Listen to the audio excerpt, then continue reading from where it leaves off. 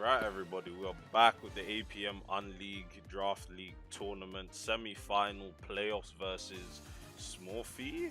I think if I'm mispronouncing your name, my bad bro, but yeah, we're up against him for the APM Unleague semi-finals, and yeah, it's the semi-finals of the APM playoffs draft league, and it's been a very fun draft league honestly. Using lower level power level Pokemon reminds me of the PU days that this channel basically started off on, and yeah, being able to use some mons that I've used in the past in the lower tiers is very fun, like Fracture, Kadabra, Machoke, all Pokemon I've used in all sorts of generations of PU, NFE, all of that stuff. So it's nice to be playing this tour. But either way, semi-finals matchup, and I really had to prep for this one because I was like, cool, some matchups are kind of annoying, some Pokemon are kind of annoying. I really have to, tech some, EVs on certain Pokemon. But yeah, I'll show you guys how that went. But either way, if you guys have been enjoying the content recently, which I know you have, I've been getting some new subscribers. So I want to thank you guys for all of the new subscribers. Scarlet and Violet is going to be a very fun time for the channel.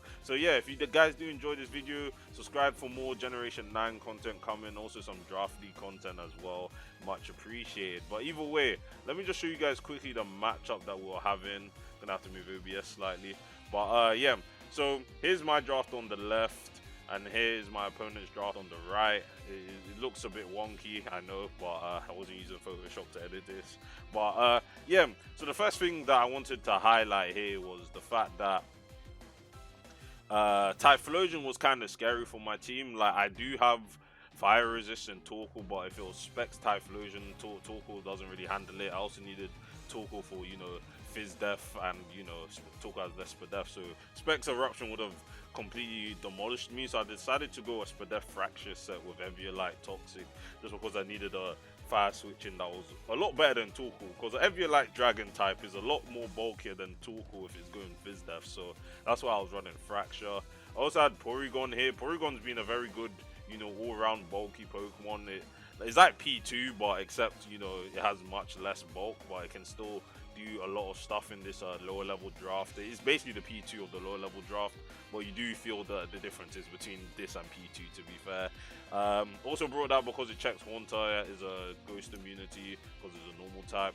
Also brought Plusle. Now Plusle over Pachirisu has been pretty nice because Pachirisu has no offensive utility whatsoever, but Plusle at least has Nasty Plot, has T-Bolt, has good coverage in Grass Knot and Signal Beam, so I decided to bring that as well. Eventually I feel like if Claydol was chipped, +2 Signal Beam would just nuke it, but I decided to go Assault Vest here because I needed a Magnetric switch in because I have no ground type, so Plusle's Lightning Rod has come very in clutch. And then the rest of the Pokemon were pretty standard. Machoke has always been a good bulky Pokemon. Knockoff is pretty strong overall.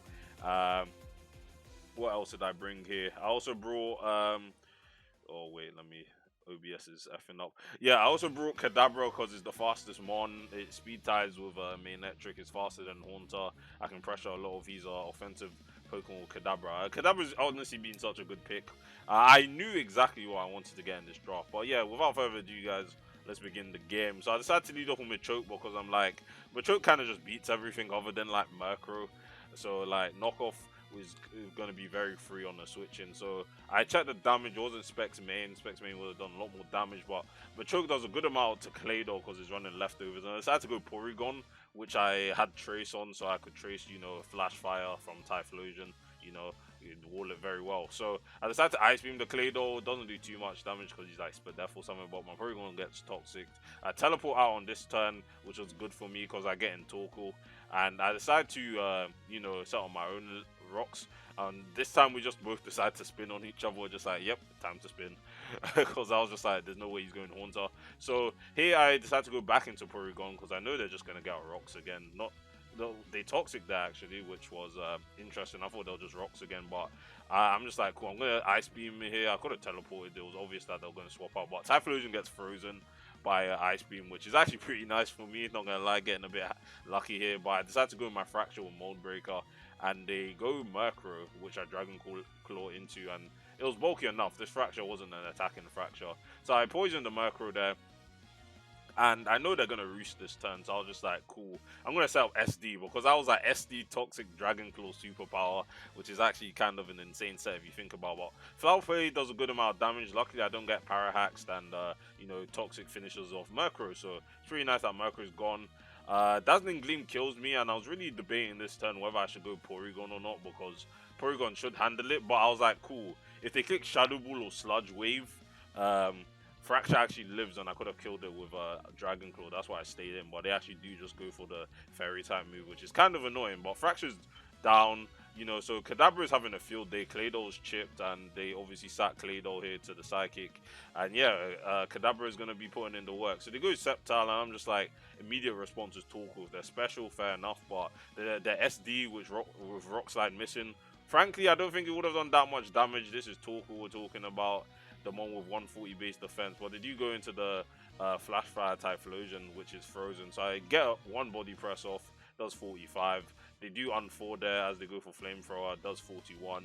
Torkoal tanking thing, so body press gets the kill on Typhlosion. So half the team is dead. They go Manectric, and I bring in my Plusle, which is AV Lightning Rod, so I get a special attack boost. And they go Sceptile, and I was just like, cool, Signal Beam time, kills the Sceptile. So I kept a good amount of my Pokemon here. Haunter comes in to Sludge Bomb me, and I T-Bot that, and it dies, obviously. And then Manectric comes back in.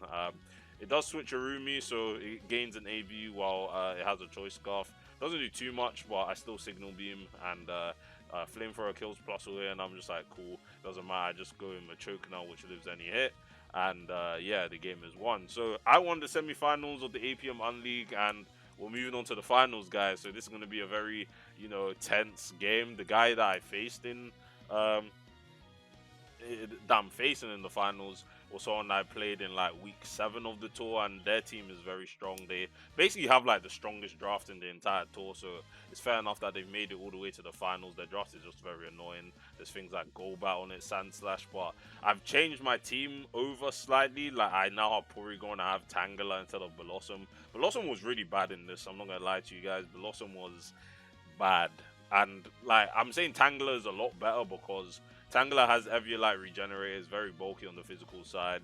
It also, you know, has good utility moves and knockoff. Now, Bello has Quiver Dance, but there was another opportunity where I was just like, Quiver Dance is actually, you know, useful, and Strength Sap is just like, you know, Strength Sap is kind of inconsistent in certain matchups, and, you know, Tangela is just overall bulk, and, you know, Regenerator being a broken ability just makes it a better bulky grass, which my team definitely needed, so it's good that I was able to pick up Tangela.